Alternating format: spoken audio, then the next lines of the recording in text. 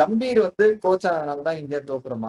S and no 2மே சொல்லுவேன். கௌதம் கம்பீர் வந்து இந்தியன் கோச்சா இருக்காரு. ஒரு ரெக்கார்ட் பிரேக்கிங் கோச்சா இருக்காரு. தாத்தா வராரு, கதற விட போறாரு. இல்ல ரோஹித் சர்மா மட்டும் காரணம் இல்ல. கம்பீர் தாங்க இதுக்கெல்லாம் காரணம். இந்தியாக்கு அவர் கோச் ஆனதுல இருந்து அவரோட பாசிட்டிவ் ஆஸ்பெக்ட்ஸ்லாம் நம்ம வந்து பார்க்கலாம். அந்த பார்ட் டைமர்ஸ்க்கு கொஞ்சம் இம்பார்ட்டன்ஸ் குடுக்குறாரு கௌதம் கம்பீர். நம்ம கடைசி வந்து 12 இயர்ஸா நம்ம வந்து பாக்ஸிங் டே டெஸ்ட் தோத்ததே கிடையாது.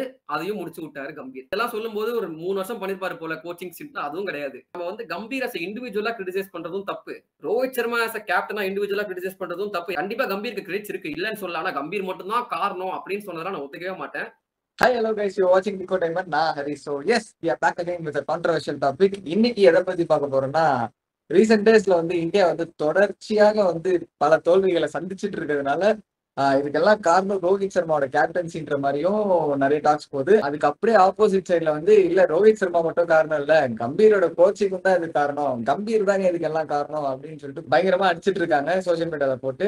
உண்மையிலே கம்பீர்னாலதான் நம்ம வந்து மேட்சஸ் எல்லாம் தோக்குறோமா? ஏன்னா வந்து இந்த ரீசெண்டா ஒரு சர்வே எடுத்து பார்த்ததுல வந்து இந்த இயர்ல பாத்தீங்கன்னா கம்பீர் வர்றதுக்கு முன்னாடி வந்து ரோஹித் சர்மா வந்து 16 மேட்ச் ஜெயிச்சிருக்காரு, ஒரு மேட்ச் தான் தோத்துருக்காரு. கம்பீர் வந்ததுக்கு அப்புறம் 7 மேட்ச் தோத்துருக்காரு, 2 மேட்ச் தான் ஜெயிச்சிருக்காரு. அதுவும் வந்து பங்களாதேஷ் கூட தான் ஜெயிச்சிருக்காரு. ஸோ இந்த வீடியோல வந்து உண்மையிலே கௌதம் கம்பீர் தான் வந்து இந்தியாவோட லூசிங் ஸ்ட்ரீக்கு காரணமா அப்படின்றத சில நிறைய இன்ட்ரெஸ்டிங் பாயிண்ட்ஸோட நாங்க வந்து டிஸ்கஸ் பண்ண போறோம். ஸோ இந்த வீடியோ கண்டிப்பா ஸ்கிப் பண்ணாம பாருங்க, உங்களுக்கு நிறைய விஷயம் புதுசா தெரிஞ்சுப்பீங்க. இந்தியாவுக்கு அவர் கோச் ஆனதுல இருந்து அவரோட பாசிட்டிவ் ஆஸ்பெக்ட்ஸ் எல்லாம் நம்ம வந்து பார்க்கலாம். சரி பரத், இப்போ வந்து கம்பீரை வந்து கோச் ஆக்குறாங்க. ஃபர்ஸ்ட் கோச் ஆக்குனதுக்கு அப்புறம் நீ கம்பீரை எப்படி பார்த்த நீ கோச் ஆகும்போது? ஓகே. ஃபர்ஸ்ட் ஆஃப் ஆல் வந்து நம்ம கௌதம் கம்பீர் இந்தியா கோச் ஆறதுக்கு முன்னாடி பயங்கர செலிப்ரேஷன்லாம் போயிட்டு இருந்துச்சு. இந்த மாரி பண்டிகைய கொண்டாடுங்கள்ல, தாத்தா வராரு, கதற விட போறாரு அப்படின்லாம் பாட்டுலாம் பாடுனாங்க. அதுக்கு காரணம் வந்து அவர் கொல்கட்டாக்கு வந்து பயங்கரமா அச்சீவ் பண்ணிட்டாரு. கப் அடிச்சு குடுத்தாரு அப்படின்ட்டுலாம் வந்து பயங்கரமா இருந்துச்சு. அது நம்ம அப்புறம் வருவோம். அத பத்தி அப்புறம் தனியா பேசுறேன். டுவார்ட்ஸ் எண்ட் ஆஃப் தி வீடியோல. கௌதம் கம்பீர் வரப்போ எல்லாருக்குமே சந்தோஷமா தான் இருந்துச்சு. ஏன்னா ஒரு அக்ரெசிவ் கோச்சா வந்து எல்லாரும் பார்த்தாங்க. ஒரு அக்ரஷன கொண்டு வர போறாரு. எஸ்பெஷலி வந்து ரோஹித் சர்மா ஒரு அக்ரெசிவ் கேப்டன். சரியா? அண்ட் வந்து சூரியகுமார் யாதவ் அடுத்த கேப்டனுமே வந்து ஒரு அக்ரெசிவான கேப்டன்றப்போ, கௌதம் கம்பீர் ஒரு கோச்சிங் வந்து இன்னும் அக்ரெசிவா இருக்கும். இந்தியன் டீமே அக்ரெசிவா இருக்க போறாங்க. Yes we are going to become like England அப்படிலாம் வந்து நெறைய எக்ஸ்பெக்டேஷன் இருந்துச்சு. ஓப்பனா சொல்லணும்னா வந்து நான் ஓகே எனக்கு பிடிச்சிருந்துச்சுன்னு வச்சுக்கோயேன். ஸ்டார்ட்டிங்ல வந்தப்போ வந்து நெறைய இந்த ஸ்ரீலங்காக்கு அகைன்ஸ்டாலாம் நல்லா தான் பெர்ஃபார்ம் பண்ணாங்க. T20 சீரிஸ்லாம் ஜெயிச்சோம். பட் வந்து நெறைய பாசிட்டிவ்ஸ் இருக்கு. பட் என்னோட ஃபர்ஸ்ட் இம்ப்ரஷன் ஓகே அக்ரெசிவா இருக்க போதுன்னு இருந்துச்சு. அந்த அக்ரெஷன பத்தி நீங்க என்ன நெனைக்கிற? எனக்கு உண்மையிலே வந்து அக்ரெசிவ் கிரிக்கெட் தான் ரொம்ப பிடிக்கும். நான் அப்ப வந்து அந்த டைம்ல வந்து டெஸ்ட் கிரிக்கெட்டே வந்து அக்ரெசிவ் ஆக்க போறாங்க. ஏன்னா ரோஹித் சர்மா ஏற்கனவே அக்ரெசிவ் அப்ரோச், கம்பீர் கூட செஞ்சாரு. ஒரு பயங்கரமான கம்பீர் வந்து எப்பவுமே டிஃப்ரெண்ட் அப்ரோச். ஆமா. கம்பீர்ட்ட பாசிட்டிவ் பாத்தீங்கன்னா அந்த பேட்டிங் எல்லாம் வந்து பவுலர்ஸ் ஆட வைக்கிறதா இருக்கட்டும், பேட்ஸ்மேன் எல்லாம் வந்து பவுலிங் போட வைக்கிறதா இருக்கட்டும், சூரியகுமார் யாதவ் எல்லாம் போட்டாரு திடீர்னு. அந்த ஆமா. மாதிரி வந்து ஒரு டிஃப்ரெண்டா, ஏன் உங்களால முடியாதா, ஏன் இதெல்லாம் பண்ண முடியாதா அப்படின்ற மாதிரி டிஃப்ரெண்டா யோசிப்பாரு. ஸோ அது ரோஹித் சர்மா கூட சேரும்போது ஒரு நல்ல ஒரு காம்போவா இருக்கும்னு நினைச்சேன். கரெக்ட் தான். சோ நீ அந்த விஷயம் சொல்றல்ல, எனக்கு அதுல இன்னொரு ஃபேக்ட் ஒண்ணு சொல்லணும். நான் வந்து ஆக்சுவலி என்ன சொல்றேன்னா, கம்பீர் வந்து ஒரு நல்ல கோச் தான். சரியா? ஆனா லிமிட்டட் ஓவர்ஸ் ஃபார்மேட்டோட இருந்தா போதும்னு எனக்கு தோணுது. அது ஏன் நான் சொல்றேன் அப்டின்னா, லிமிட்டட் ஓவர்ஸ் ஃபார்மேட்ல நான் அந்த தோனி ஏராலாம் நம்ம பார்த்திருக்கோம் இல்லையா? 2011, 13 அந்த ஏராலாம் பார்த்தோம்னா, நெறைய பார்ட் டைமர்ஸ் இருப்பாங்க. சேவாக், சச்சின், யுவராஜ், ரெய்னா அப்டின்னு எல்லாருமே ஸ்பின் போடுவாங்க. ஒரு பார்ட்னர்ஷிப் சூப்பரா போயிட்டு இருக்கும். மெயின் பவுலர்ஸால ஒண்ணுமே பண்ண முடியாதுன்றப்போ, திடீர்னு ரெய்னா வந்து விக்கெட் எடுப்பாரு.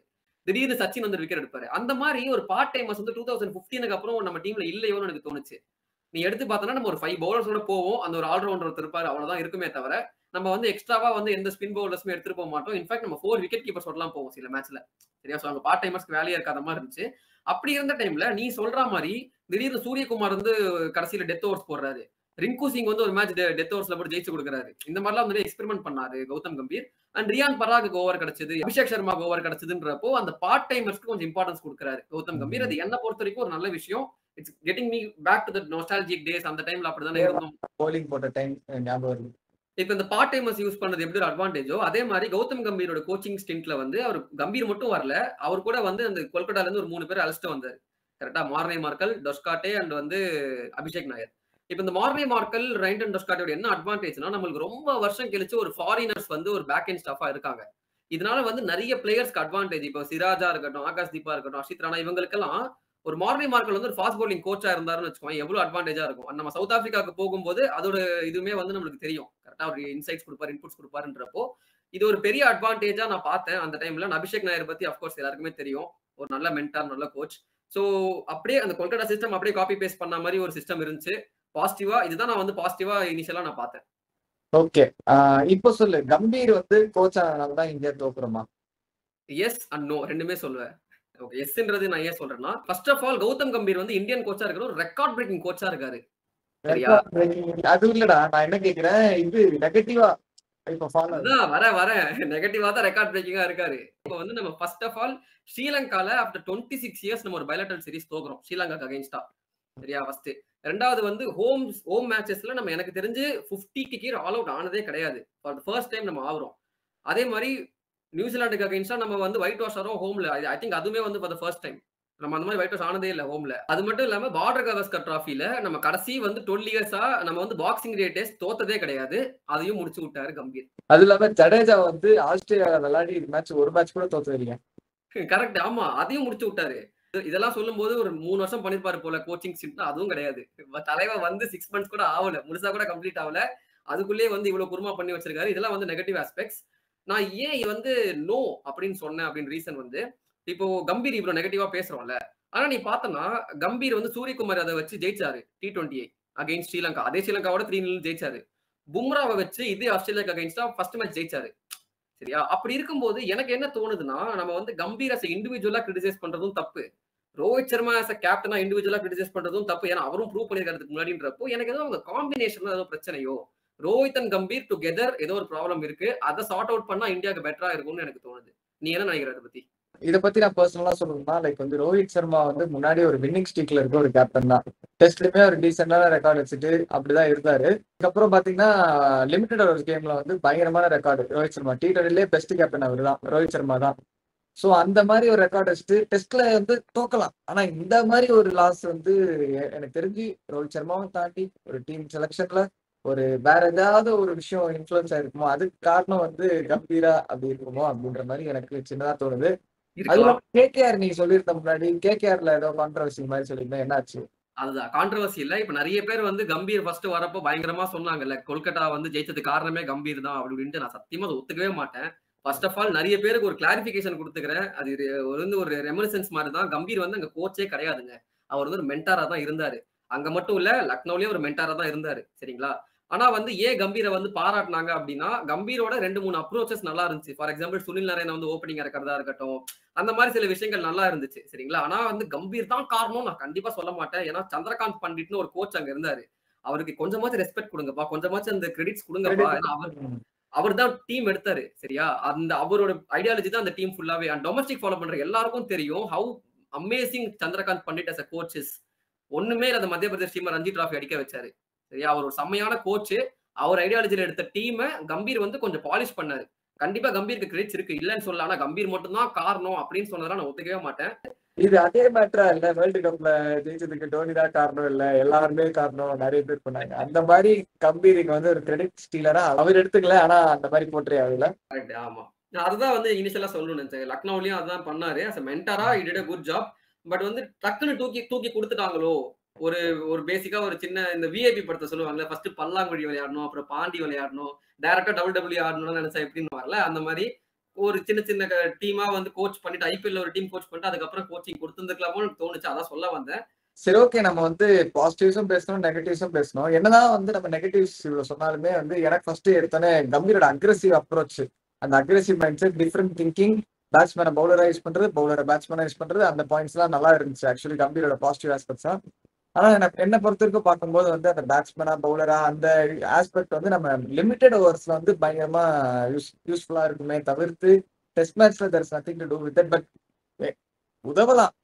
ஆனா வந்து நம்மளுக்கு வந்து நிறைய பவுலர்ஸ் இருக்காங்க. ஆக்சுவலி இருக்கிற பவுலர்ஸ் வந்து குவாலிட்டியா இல்ல. அதுதான் இங்க விக்கெட் வராதுக்கு காரணமே. அதனால தான் நம்ம மேட்ச் தோக்குறோம். கௌதம் கம்பீரோட அப்ரோச் வந்து எனக்கு தெரிஞ்சு டெஸ்ட்டுக்கு வந்து யூஸ்ஃபுல்லா இருக்காதோ அப்படின்ற மாதிரி நான் பர்சனலா ஃபீல் பண்றேன். எங்க அக்ரஷன் மட்டுமே வச்சுக்கிட்டு it will not be enough to win the match நினைக்கிறேன். ஏன்னா பவுலர்ஸ் கிட்ட விக்கெட்ஸே வர மாட்டேங்குது. நம்ம பேட்ஸ்மேன் நிக்க 200 ரன் நிக்க கஷ்டப்படுறோங்க ஆஸ்திரேலியால. சோ இல்ல கரெக்ட். இன்னொரு விஷயம் நான் ஆட் பண்ணணும்னு நெனச்சேன். நீ இந்த டெஸ்ட்டுக்குன்னு சொல்றல்ல. இப்போ வந்து ஆக்சுவலி பிசிசிஐ ஒரு விஷயத்துல ரொம்ப அடமன்ட்டா இருக்காங்கன்னு நான் சொல்லுவேன். என்ன விஷயம்னா, லிமிட்டட் ஓவர்ஸ் ஃபார்மேட்ஸ்க்கும் சரி, அதாவது 3 ஃபார்மேட்ஸ்க்கும் சேம் கேப்டன், சேம் கோச்ன்ற டெக்னிக்க ரொம்ப வருஷமா ஃபாலோ பண்றாங்க. அது அவங்க பகிரங்கமா சொல்லிக்கவும் செஞ்சிருக்காங்க. நாங்க வந்து மாத்திக்க விரும்பல. எனக்கு ஏதோ அவங்க சேஞ்ச் பண்ணிக்கலாம்னு தோணுது. லிமிட்டட் ஓவர்ஸ்க்கு ஒரு ஃபார்மேட்ல வந்து ஒரு கோச், டெஸ்ட் மேட்ச்சுக்கு வேற கோச் கொடுக்கலாங்க. எனக்கு தெரிஞ்சு வந்து ராகுல் டிராவிடே திரும்ப கூப்பிடலாம். இல்ல வந்து ரவி சாஸ்திரி ஒரு சூப்பரான டெஸ்ட் கோச்சா இருந்தாரு. அவர் திரும்ப கூப்பிடலாம். லிமிடெட் ஓவர்ஸ்ல கௌதம் கம்பீர் வச்சு என்ன எக்ஸ்பெரிமெண்ட் வேணா பண்ணிக்கிட்டோம் எனக்கு கண்டிப்பா. தெரிஞ்சு. ஆமா. எனக்கு தெரிஞ்சு நான் இதை அக்ரி பண்ணுவேன். எனக்கு தெரிஞ்சு கம்பீரோட சேர்த்து ரோஹித் சர்மா வந்து லைக் போதும் சார் நீங்க பண்ணது, நீங்க வந்து லிமிடெட் ஓவர்ஸ்ல வந்து பாத்துக்கோங்க அப்படின்ட்டு வந்து ஓடியை மட்டும் போறோம். அந்த வந்து ரூமர்ஸ் போயிட்டு இருக்கு. Like is the plans of retirements and management எல்லாம் பேசிட்டு இருக்காங்க. பாரத் சுந்தரேஷன் ஒரு அப்டேட் கொடுத்தாரு. லைக் வந்து ஒரு பெரிய ரிட்டையர்மெண்ட் வரப்போகுது நம்ம இந்தியன் டீம்ல இருந்து அப்படின்னு சொன்னாரு. So most probably it will be Rohit Sharma அப்படின்ற மாதிரி. ரோஹித் சர்மாவே வந்து எப்போ ரிட்டையர்மெண்ட் அனௌன்ஸ் பண்ணலாம் தான் வெயிட் பண்ணிட்டு இருக்காரு. அபிஷியல் இல்லை, பட் இட்ஸ் ரூமர். ரூமர்னு சொல்ல முடியாது, ஒரு எக்ஸ்பெக்டட் நியூஸ் மாதிரி நம்ம இதை எடுத்துக்கலாம். ஓகேங்களா? சரி, அதெல்லாம் இருக்கட்டும்ப்பா. நீங்க யூஎஸ் வந்து நீங்க பாக்குறவங்க வந்து லைக் கம்பீர் இப்ப கோச்சா இருக்கலாமா அப்படின்றது மேட்டர் ஆகாம நீங்க கேட்கறது புரியுது. எஸ், கம்பீர் வந்து என்ன பொறுத்த வரைக்கும் பர்சனலா வந்து ஒரு லிமிடெட் ஓவர்ஸ்க்கு வந்து கண்டிப்பா வந்து கம்பீரோட அப்ரோச் அதெல்லாம் வச்சு எக்ஸ்பிளைன் பண்ணி கம்பீர் வந்து ஒரு லிமிடெட் ஓவர்ஸ் கோச்சா நம்ம வந்து பார்க்கலாம். ஆனா டெஸ்ட் மேட்ச்ல இந்த கேம் இஸ் கம்ப்ளீட்லி டிஃப்ரெண்ட். இப்ப புஜாரா வந்து T20 ஆட முடியாது. அதே மாதிரி டோனி வந்து டெஸ்ட் மேட்சுக்கு செட் ஆகலன்னு சொல்லிட்டு அவரே வந்துட்டாரு. அந்த மாதிரி செல்ஃப் ரியலைஸ் பண்ணி லைக் ப்ரியாரிட்டைஸ் பண்ணிக்கலாம், அவங்களோட பாசிட்டிவ்ஸை ப்ரியாரிட்டைஸ் பண்ணி அந்த இதுல ஃபோக்கஸ் பண்ணலாம் அப்படின்றது என்னோட பெர்ஸ்பெக்டிவ். ஸோ பரத் நீங்க என்ன நினைக்கிறேன்? இல்ல கரெக்டா சொன்னேன். நான் 100% ஒத்துப்பேன். அதே மாதிரி கண்டிப்பா இப்போ உடனே இந்த ரிசல்ட்ஸை வச்சு வந்து சாக் பண்ண நிறைய பேர் சொல்றாங்க. அதை நான் கண்டிப்பா ஒத்துக்க மாட்டேன். ஏன்னா வந்து முன்னாடி சொன்ன மாதிரி லிமிடெட் ஓவர்ஸ் வேறன்றப்போ சாம்பியன்ஸ் டிராஃபி இன்னும் not much time left, 1.5 months தான் இருக்கு. அப்படின்றப்போ சாம்பியன்ஸ் டிராஃபி வரைக்கும் நான் பார்ப்பேன். சாம்பியன்ஸ் டிராஃபில வந்து ஒரு ஃபைனல்ஸோ இல்ல வந்து கண்டிப்பா கப் அடிக்கணும்ன்றது எல்லாரும் இந்தியன்ஸ் ஆசையா இருக்கும். பட் நல்ல டீசென்டான ஒரு சூப்பரான பெர்ஃபார்மன்ஸ் கொடுத்து ஃபைனல்ஸ் வரைக்கும் எடுத்துட்டு போனாலே வந்து ஒரு பாசிட்டிவா தான் நான் பார்க்குறேன். சாம்பியன்ஸ் டிராஃபி வரைக்கும் நான் பார்ப்பேன், என்னோட ஒப்பீனியனா இருந்தா. But again as a set, ஒரு பிசிசியா இருந்தேன்னா ஒரு டெஸ்ட்டுக்கு ஒரு கோச், ஓடிக்கு ஒரு கோச், லிமிடெட் ஓவர்ஸ்க்கு ஒரு கோச் நான் வந்து எடுத்துட்டு போவேன். பார்ப்போம் என்ன பண்ண காத்திருக்காங்க அப்படின்ட்டு. Hope you guys like this video. நீங்க வந்து என்ன நினைக்கிறீங்கன்றத கமெண்ட்ஸ்ல சொல்லுங்க. உங்களுக்கு வேற பெர்ஸ்பெக்டிவ் இருக்கலாம், அது எங்களுக்கு தெரியாமலும் இருக்கலாம். ஸோ தயவு செய்து உங்க கமெண்ட்ஸ், வேல்யூபிள் கமெண்ட்ஸ் வந்து தெரிவிங்க. அண்ட் இந்த வீடியோ பிடிச்சிருக்கும்னு நினைக்கிறேன். இது மாதிரி நிறைய வீடியோஸ், கிரிக்கெட் அப்டேட்ஸ், அனாலிசிஸ், இன்ட்ரெஸ்டிங்கான சில விஷயங்கள்லாம் பார்க்கணும், பிளேயர்ஸ் பத்தி தெரிஞ்சுக்கணும் அப்படின்னா கிரிக்கோட்டை மன்றம் மறக்காம சப்ஸ்கிரைப் பண்ணிக்கோங்க. ஸோ சின்ன பசங்க நாங்க, எங்களை சப்ஸ்கிரைப் பண்ணுங்க.